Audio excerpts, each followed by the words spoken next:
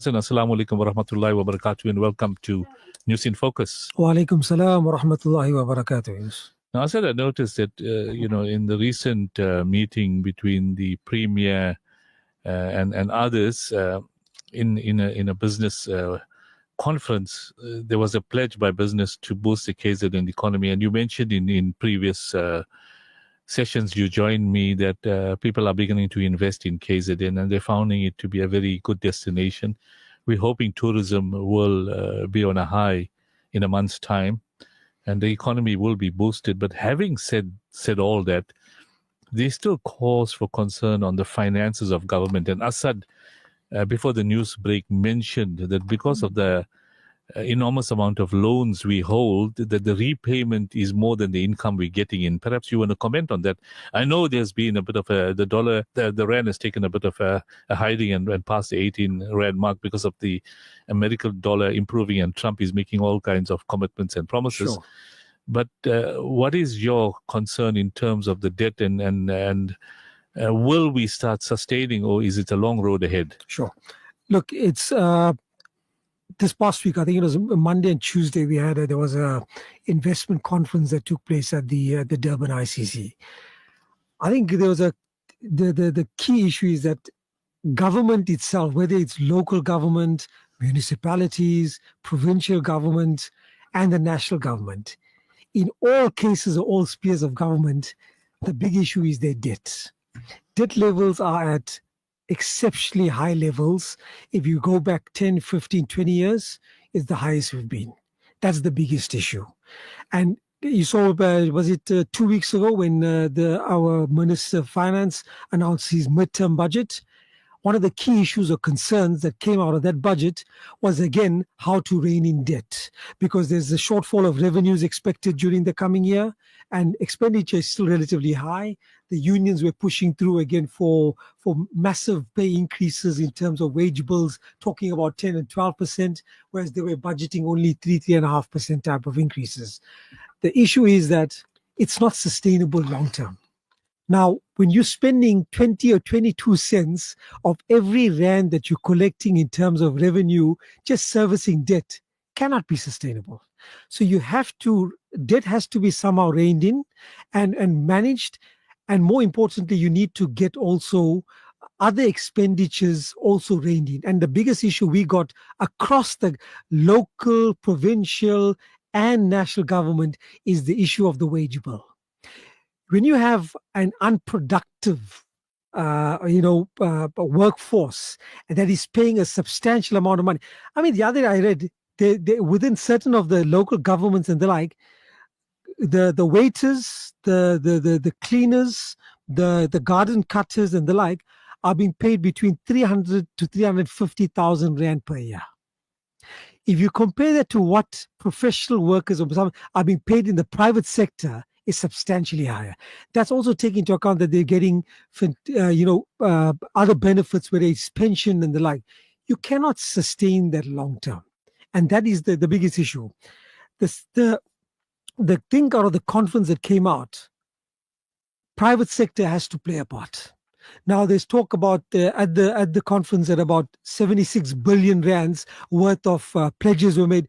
Pledges is one thing. You need to see it actually happening and being committed and coming through. So we're hoping that 76 billion of commitments and pledges that they've announced at the conference translates into actual flow of money and investment into the province over the next few years. That's important. But I think we are seeing it at the moment. So, for example, in the tourism industry, the fact that Club Med is spending a big amount of money, 2 billion rands, in terms of setting up a big resort, both in the North Coast, but also they're setting up a small game reserve as well in the KZN area. That's fantastic for the province, because that means a lot of foreign tourists will now start to be attracted and coming into KZN as well. The second thing is that you are seeing things like the Dubai Trade Port. Those have been a relatively decent success. Now, Dubai Trade Port, about 2 billion rands was spent in terms of it's been a reasonably good success in terms of attracting businesses, in terms of setting them up there, setting up warehousing, storage, and distribution and logistics. It's a fantastic hub. Things, companies like Samsung and the like, LG, they're looking at these type of areas to want to further develop and grow their businesses. So I think the foundation is slowly being laid. My two colleagues here, two guests that I've earlier, and they've been talking about it, and they'll continue to talk about it, to drive sustainable investment and sustainable growth. You need to, however, have an environment that is enabling of it. And what that means your water must be flowing regularly. That means whether it's the residential or the commercial or the like, water must flow, not, 10 hours, 12 hours, or 24 hours of no water. That has to be, that's a big issue. Secondly, electricity. Fortunately, many corporates have addressed that, and we alhamdulillah, we haven't had for over 200 days now, we haven't had load shedding. So electricity is slowly becoming less, although still, when the likes of Eskom is talking about a 36% increase, that how can businesses operate profitably when you're getting massive increases being pushed through in terms of that? So that's why they're trying to go off the grid with solar and the like, but it's, at the end of the day, it needs to be affordable electricity that can be sustained long term.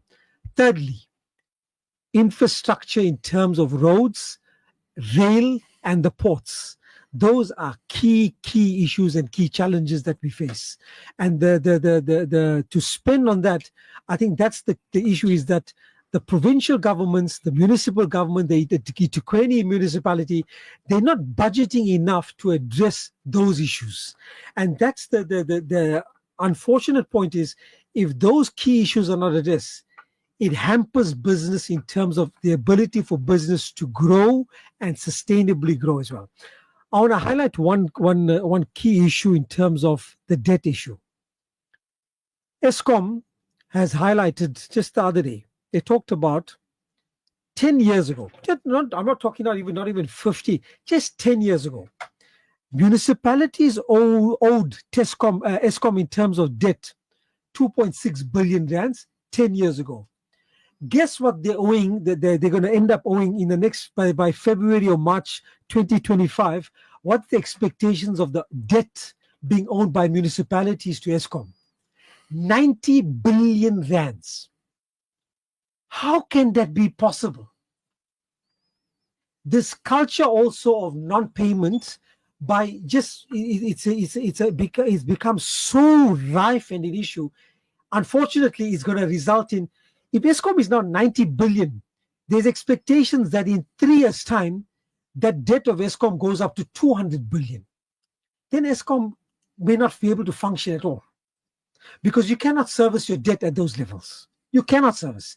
Then they'll want 100% increase in terms of electricity increases to try and service that.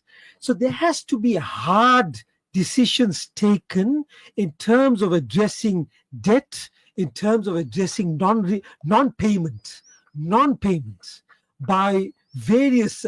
So, one of the key issues, and the Ratepayers Association, one thing you got to hand it to them, they're trying to do a lot of, trying to address some of the issues. But remember, there's a lot of subsidization that takes place. So you got a small portion of many of the metros and the municipalities, but many of us, many in all the suburbs, we're paying. But you got to bear in mind, there's a huge amount of informal settlements that are across the various metros. They're not paying anything. So they are being subsidized. But the problem is, more and more, because of tough times and because also of the culture, there is a culture of entitlement and not wanting to pay that is prevalent across this country. That has to change. The government, the state-owned enterprises, the metros that cannot sustain increasing debt levels long term, because it's going to result in basically we'll become bankrupt, and it's going to become a huge disaster longer term. And to wrest that away, You have to address the non-payment. You have to address service delivery, and you have to address the workforce. The workforce must deliver. Public sector, unfortunately, has not delivered in terms of efficient levels, service delivery. They need to start. We're fortunate that slowly, we are seeing unemployment slowly coming. Unemployment was at a record a few months back. This past week, at the end of September, it showed unemployment dropped from 34 to 32%. Still, 32% of the population are unemployed. And if you look at the youth, or those that are under 21 or 25, is more like 45% of them are unemployed.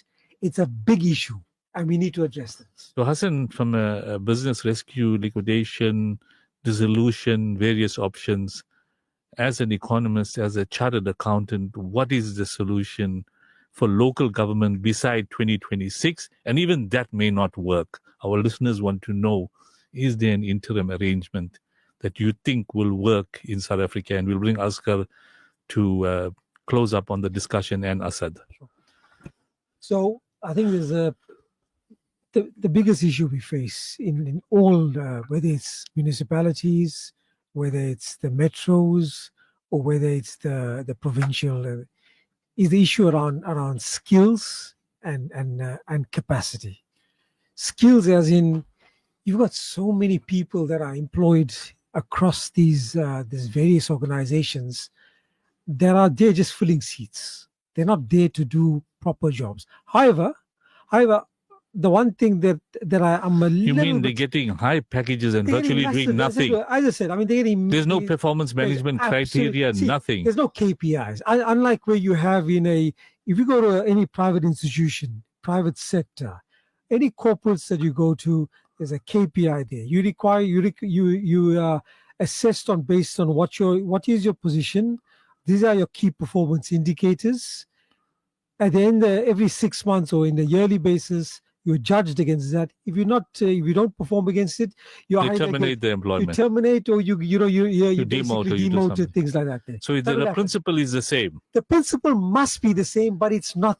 Unfortunately, there's absolutely no record or any indications that it is being implemented within the public sector. Now, the president, interestingly, what you said, indicated that he's going to have performance management criteria to measure his ministers. The unfortunate Yunus is they've said it for years.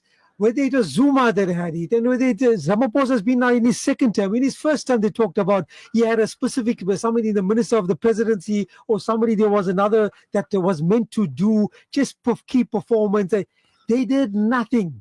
Absolutely nothing. Because if you look at, now you in business, yes, and you spoke about the JSE, investors are putting their money in, they want to see returns, the pension fund administrators, etc. The consumers and ratepayers are putting in money in the municipality and they want returns, and their return is efficient service delivery, and that is below zero. Correct. I'll give you one example. So we talked about, you mentioned earlier, two institutions in South Africa that are actually do very well. The SARS, and the other one being the one that cuts off the disconnection contractors, yes. Let's look at SARS. There was an article last week or the week before. Kieswetter gets paid, Edward Kieswetter, who's the SARS commissioner, got paid double what the president got paid. Why did he get paid double what the president paid? Because he's collecting the revenue. Key performance indicator. All right. He's given a target. This is how much of revenues you must collect for this period. If you collect over and above that, your performance bonus or your remuneration will be based upon that. He did his job. He had last year he did a fantastic year in terms of collecting better than expectations in terms of what they were trying to collect. He gets remunerated accordingly. Similarly, this has to be implemented. So not necessarily in all cases where it's revenue related. It's you know why his task is easy, is because there are prescribed tax charges for employees, businesses, etc. And if you don't pay, then he goes into your bank accounts and he takes the money. So basically, they're very efficient in that. But the one thing is what he had to do: employ the right people. So he's got the right skills. He's employed CAs, he's employed lawyers, he's got the right skills in there. So we were hoping, Asad, that if that was inefficient, you'll save some taxes. So it's revenue driven, this whole thing. It's revenue. Now it's revenue driven to really ensure that the consumer, every cent you take out of him, you take it out of him, including those that are earning low salaries. So it would be so great if they use that same, efficiencies in terms of how they try. Look, there's still a lot of inefficiencies in the system in terms of revenue collection from SARS, because there's a big, chunk of guys that are evading tax. Only 15% of the population contribute 90% of the tax base. That's a big amount. And those 15% are taxed to the T. They tax to we are one of the highest tax-paying nations in the world. The problem, though, one is to be a high tax-paying nation. But it's okay if you're at least getting bang for your buck in terms of, am I getting good public health care? Am I getting good public education? Am I getting good public social services? Like, if something happens to me and I don't work for a month or 2 months, at least I'm going to get like a stipend or whatever. We don't get that. But if you go to the Nordic countries, whether it's Sweden, Norway, they taxed as well, 40 to 45% and the like. But they're getting good social services for what they're paying for. We're not getting that. Now, coming to the point, most municipalities are underperforming or not performing, as per the Auditor General. Yes. They cannot go into business rescue because Section 154 is failing. That's a kind of business rescue. Liquidation means that they must vote those councils and dissolve. Would that be possible? Look, because the solution, I'll ask Asghar to come in. The solution works on the basis that somebody needs to move the motion, and I'm hoping Al Jama will move the motion in Amdoni, and maybe the DA must move the motion in eThekwini, although they failed, that let's dissolve the council because you failed us, and bring in a new lot of councillors and officials to fix and rescue the municipality. What is your take? It's obviously a political decision. And at the end of the day, each of the municipalities... But it has to be an economic decision, because this is what the ratepayers are calling. It will be but the thing I'm going to ask Akhtar to put in council his head in the block the decision is taken, and it's by and large there will always be. So you say if these municipalities were in business, they would have to go into dissolution. Every one of them, most of them will be. If you look at the audits, look at 70% of all the audits that came out from the Auditor General were qualified audits. That tells you. So that's grounds for dissolution. That's grounds for that. Look, I think they could not necessarily go into, but a big chunk of them would go into dissolution. Key issues. There are, if you look at in the last 6 months or 9 months, there actually has been there is signs and indications that if you put in the right people. Asa talked about earlier that he talked about the Minister of Prisons. Look at the Minister of the Police Commissioner in KZN. Crime is massive throughout the country. But look at KZN in the last 6 months. There actually is a concerted effort that you can see that they are addressing some of the big issues. They are addressing it with the help of also working with the private sector, whether it's the likes of the magmas and they're working. So public and private partnerships can work. It worked in the energy sector. 2 years ago, we were on the verge of collapse in terms of load shedding, and the country was going into the word, what we use, sakarat. We were going into something like that there because of what was going on. Come now, 200 days, no load shedding, over 200 days. Not because Eskom all of a sudden is in a fantastic situation. No. Eskom, yes, maybe better maintenance is taking place. They're slowly improving. But a big chunk of private sector and corporates have now going off the grid by having spent substantial amounts of money in terms of bringing in alternative energy, solar, whatever it is, they're using going off the grid. So public and private had worked together and had resulted in an improvement. It can happen in other areas. It can happen in the whether it's water related infrastructure. It can happen in the ports or road and rail. It can happen there. So I think there should be more of that happening. Secondly, the appointments. We talked about the prison, Minister of, but even other areas, whether it's the Home Affairs, whether it's Parks Tau, in those Minister Barbara Hogan, there's actually some good appointments that have come through that are slowly making a difference. It's still early days, but they're slowly making a difference.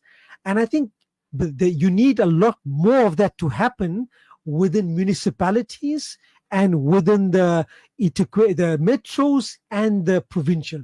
You need better skilled people to come in and make it. So it can happen, but the unfortunate thing is many of these other people are so entrenched in there, and the process to get them out, it can take. Look, things can happen. Who's in the dock that happened? Was it today, yesterday?